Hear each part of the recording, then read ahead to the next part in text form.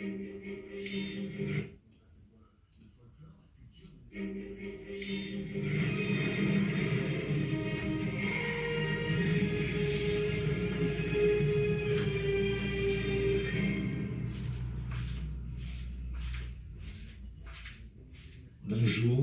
et merci à tous pour votre fidélité. Je suis vraiment heureux de voir chaque jour de nouveaux abonnés.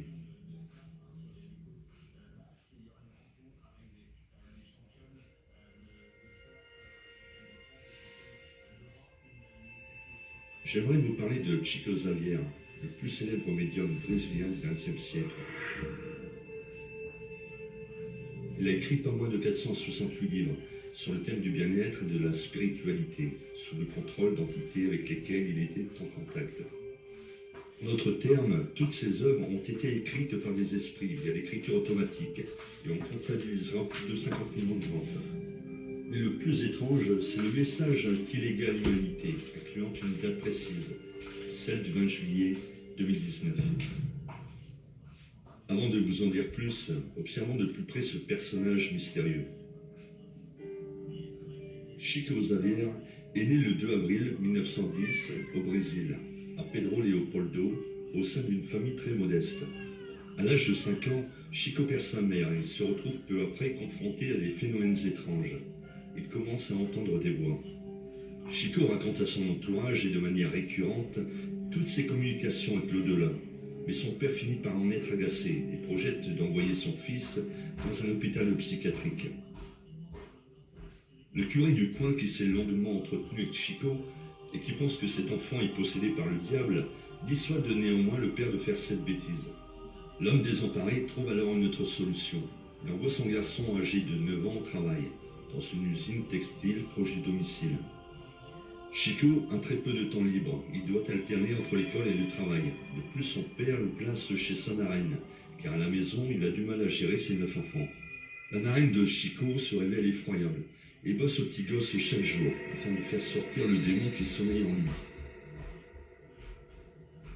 Toute cette maltraitance n'a aucune incidence sur la voie qu'emprunte ce petit garçon, bien malgré lui.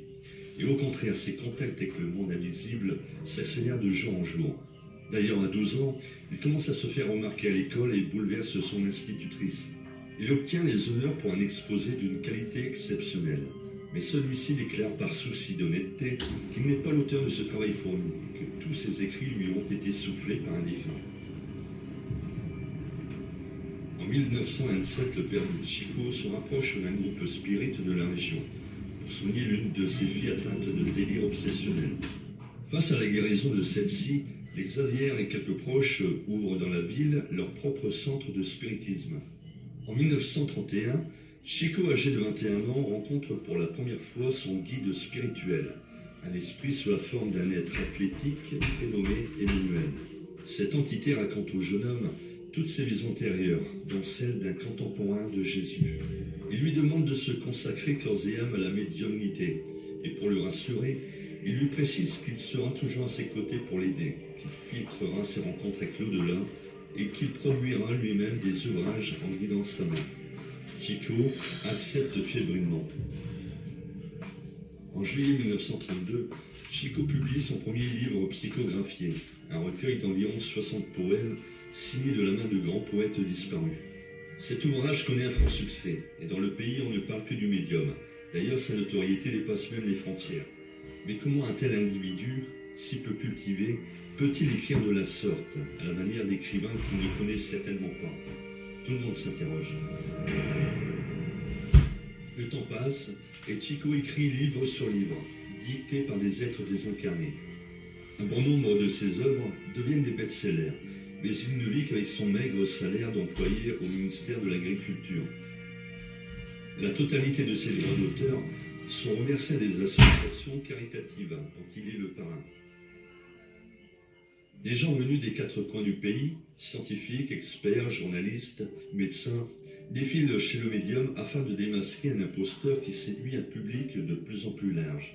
Mais ils repartent tous conquis, fascinés par cet homme éblouissant. Entre chaque livre, Chico organise des réunions où il couche sur le papier les messages de défunts à leurs proches.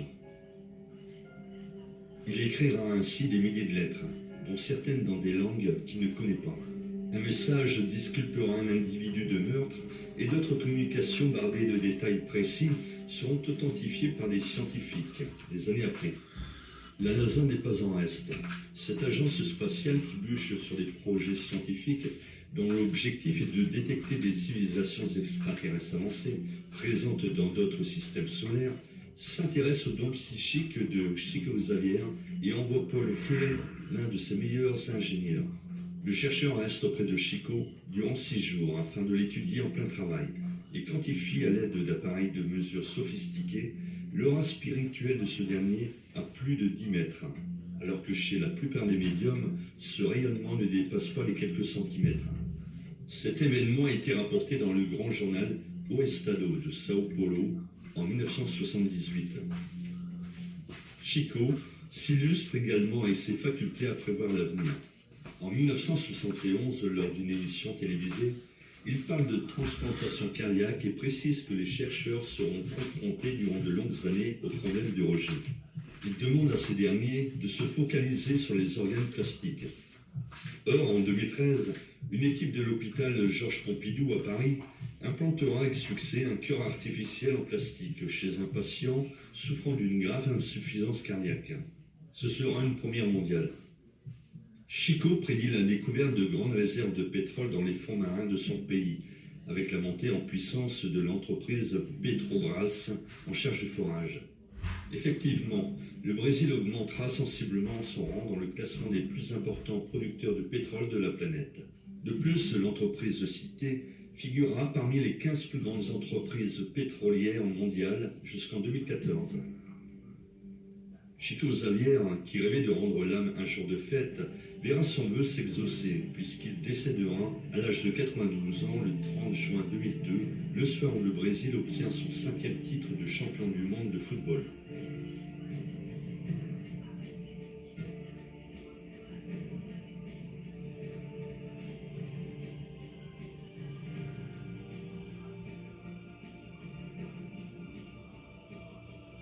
Était-ce notre prédiction? Maintenant que vous connaissez mieux Chico Xavier, revenons à cette fameuse date du 20 juillet 2019. En 1938, Emmanuel, le guide spirituel de Chico, lui dit qu'il est prévu de réunir les grandes puissances angéliques du système solaire pour la fin du XXe siècle, et ce aux abords de notre planète, afin de vérifier l'état moral de l'être humain. Le 20 juillet 1969, les puissances célestes se donnent rendez-vous comme prévu, un jour peu commun puisqu'à cette date, l'homme met le pied sur la Lune pour la première fois. Ces autorités exogènes sont inquiètes de voir l'influence néfaste qu'a l'être humain sur les planètes voisines. En effet, de grandes nations s'arment de plus en plus lourdement, en privilégiant l'arsenal nucléaire, l'arme de destruction massive par excellence.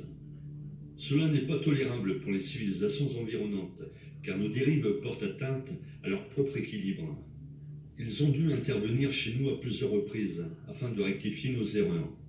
C'était souvent le cas lors d'accidents nucléaires, ou lorsque l'homme se sentait prêt à faire parler l'atome. Ce n'est pas tant que l'homme veuille s'exterminer qui les préoccupe le plus, mais que l'homme puisse utiliser des moyens destructeurs, capables d'impacter le reste de l'univers. Après de vives discussions, le Christ tranche et donne une dernière chance à l'humanité. Il accorde une prolongation de 50 ans à partir du 20 juillet 1969, soit une date limite pour le 20 juillet 2019. L'homme doit évoluer pacifiquement avec une morale sans reproche, et surtout il ne doit pas déclencher de troisième guerre mondiale. Chico explique que nous sommes à l'aube de la dernière heure, et que nous n'avons que 2 chemins possibles, la paix et le respect entre chaque nation, ou la guerre et la disparition d'une grande partie de l'humanité. Si le monde parvient à cette date limite sans encombre, alors d'autres civilisations plus avancées seront autorisées à entrer officiellement en contact avec nous. L'homme se dirigera à partir de là vers un nouvel âge d'or, une nouvelle ère de progrès avec des avancées spectaculaires, et ce dans tous les domaines, haute technologie, sciences, médecine, changement sociétal, etc.